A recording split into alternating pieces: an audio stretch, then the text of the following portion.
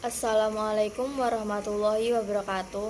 Perkenalkan, nama saya Ulin Askiatul Hukama dari kelas 10 HKL 1, nomor absen 32. Di sini saya akan menjelaskan tentang interaksi sosial, komunikasi sosial, sosialisasi sosial, institusi sosial, dan dinamika sosial. Yang pertama yaitu interaksi sosial. A. Pengertian. Secara umum yaitu hubungan timbal balik antara individu maupun kelompok untuk menjalin hubungan pertemanan, diskusi, kerjasama yang diterapkan dalam kehidupan bermasyarakat. Menurut para ahli, menurut Gilin yaitu hubungan sosial yang dinamis yang menyangkut hubungan antar perorangan, antar kelompok manusia maupun antar kelompok dengan orang. Menurut Humans adalah suatu tindakan yang dilakukan oleh seseorang dan menjadi stimulus bagi tindakan individu lain yang menjadi pasangannya. B. Ciri-ciri mempunyai maksud dan tujuan yang jelas. Pelakunya lebih dari satu orang. Ada komunikasi di antara pelaku melalui kontak sosial. Ada dimensi waktu yang akan menentukan sikap aksi yang sedang berlangsung. C. Syarat-syarat. 1. Kontak sosial. Secara langsung yaitu hubungan timbal balik antar individu atau antar kelompok masyarakat yang terjadi dengan cara tatap muka. Secara tidak langsung yaitu hubungan timbal balik antar individu atau antar kelompok yang dilakukan dengan bantuan perantara. 2. Komunikasi. Pengirim. Sebagai pihak yang mengirim pesan kepada pihak lain. Penerima. Sebagai pihak yang menerima pesan dari pengirim. Pesan. Sebagai ide atau gagasan yang ingin disampaikan. Umpan balik. Sebagai tanggapan dari penerima pesan terhadap pesan yang disampaikan. Media. Sebagai alat yang digunakan untuk menyampaikan pesan. D. Bentuk-bentuk asosiatif. 1. Kerjasama. Usaha bersama antara perorangan atau kelompok untuk mencapai tujuan bersama. 2. Akomodasi. Proses penyesuaian diri atau kelompok sebagai upaya untuk mengatasi ketegangan. 3. Asimilasi. Usaha untuk meredakan perbedaan antar individu atau kelompok untuk mencapai satu kesempatan berdasarkan kepentingan dan tujuan bersama. 4. Akulturasi. Penerimaan unsur-unsur baru menjadi suatu kebudayaan baru tanpa menghilangkan unsur-unsur yang lama. Disosiatif. Persaingan, kontravensi, konflik. E. Jenis-jenis. Individu dengan individu, kelompok dengan kelompok, individu dengan kelompok. F. Faktor. Imitasi, simpati dan empati, identifikasi, sugesti. Selanjutnya yang kedua yaitu komunikasi sosial. A. Pengertian. Secara umum yaitu suatu proses interaksi di mana seseorang atau lembaga menyampaikan amanat kepada pihak lain supaya pihak lain dapat menangkap maksud yang dikehendaki penyampai. Menurut para ahli, menurut Colin Carey yaitu komunikasi sebagai usaha untuk membuat satuan sosial dari individu dengan menggunakan bahasa atau tanda baca. Menurut Edwin Neumann yaitu komunikasi sebagai proses untuk mengubah kelompok manusia yang menjadi kelompok yang berfungsi. B. Ciri-ciri. Terjadi komunikasi antara komunikator dan komunikan melalui kontak sosial. Memiliki sebuah maksud dan tujuan yang telah ditentukan secara jelas. Adanya sebuah dimensi waktu baik masa lalu, masa kini, hingga masa yang akan datang. Terdapat lebih dari satu orang yang terlibat dalam komunikasi tersebut. C. Jenis-jenis. Secara langsung yaitu proses komunikasi yang dilakukan secara langsung atau tatap muka. Artinya komunikasi yang dilakukan tanpa perantara media komunikasi seperti telepon atau surat.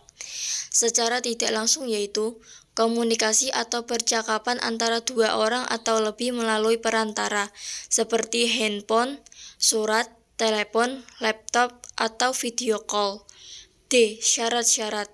Komunikator yaitu pihak yang mengirim pesan kepada pihak lain. Komunikan yaitu pihak yang menerima pesan dari pengirim. Pesan yaitu ide atau gagasan yang ingin disampaikan.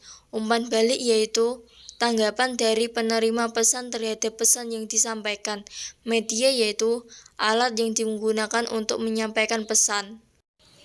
Tujuan untuk pemenuhan diri, untuk merasa terhibur, nyaman, dan tentram dengan diri sendiri dan juga orang lain.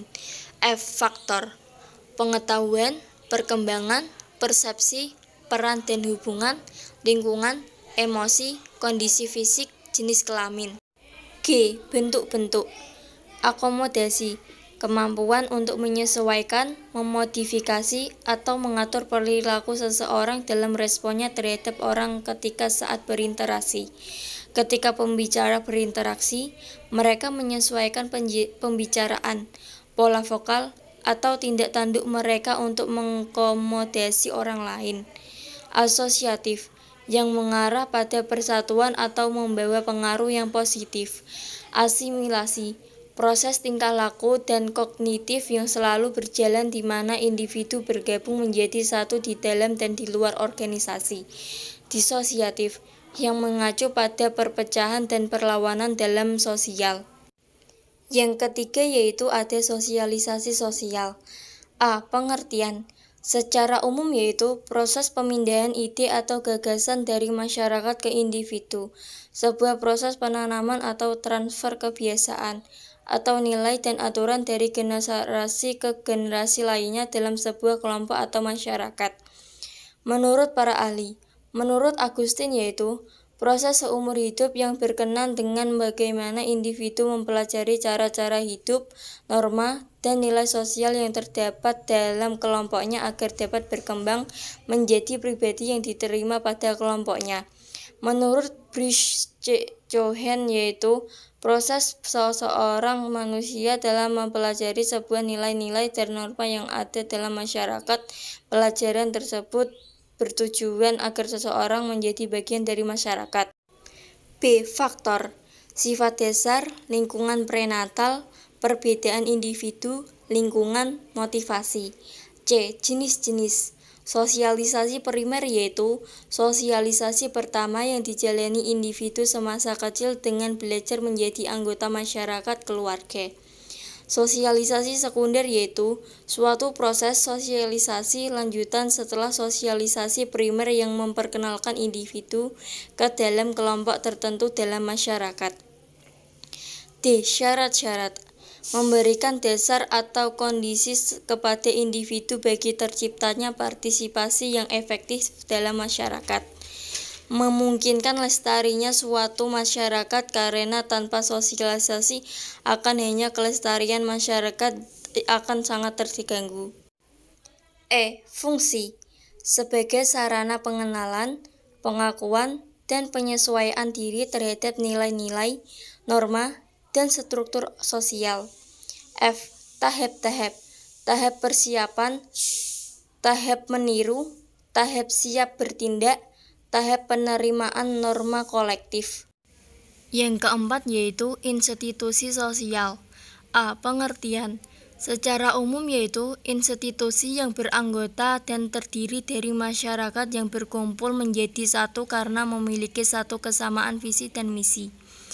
Menurut para ahli, menurut Justin Erlandis yaitu mendefinisikan institusi sosial sebagai norma-norma, aturan-aturan, dan pola-pola organisasi yang dikembangkan di sekitar kebutuhan atau masalah-masalah pokok yang terkait dengan pengalaman masyarakat.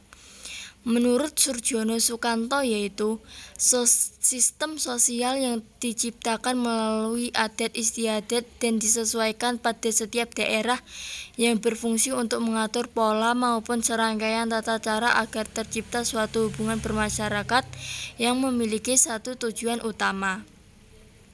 Ciri-ciri memiliki tujuan atau fungsi jelas, memiliki simbol atau lambang, memiliki tata tertib tulisan dan tidak tertulis, memiliki aturan memikat. Syarat-syarat suatu tata kelakuan yang baku yang bisa berupa norma-norma dan adat istiadat yang hidup dalam ingatan maupun tertulis. Kelompok seseorang yang melakukan aktivasi bersama dan saling berhubungan. Jenis-jenis institusi keluarga institusi pendidikan, institusi ekonomi, dan lain-lain.